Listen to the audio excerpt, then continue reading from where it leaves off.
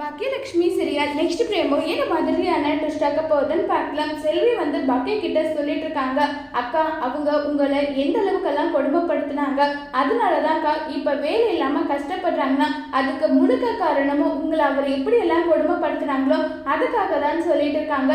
இதை கேட்டதும் பாக்கியம் அது அவங்க உங்களுடைய என்ன செல்வி, இதுக்கெல்லாம் நீ வரி பண்ணிட்டு இருக்காத, வீடு முதல்ல உன்னுடைய கையை நீ பாருன்றாங்க.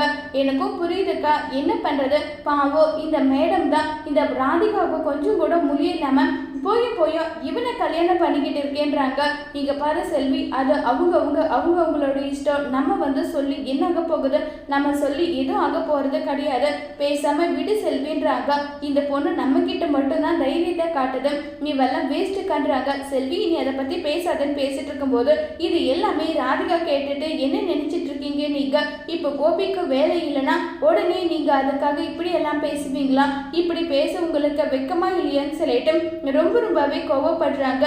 என்னுடைய புருஷன் என்ன பண்ணணும் என்ன பண்ணக்கூடாதுன்றத அவர் பார்த்துப்பாரு, நீங்க சொல்ல வேண்டிய அவசியம் கிடையாதுன்னு சொல்லிட்டு ரொம்பவே கோபத்துல இருக்காங்க. அதோட இந்த பிரமவை முடிச்சிருக்காங்க. இனி வர்ற ஒரு எபிசோட்ல என்ன மாதிரியான ட்விஸ்ட் ஆக போகுது வெயிட் பண்ணி பார்க்கலாம். தேங்க்யூ.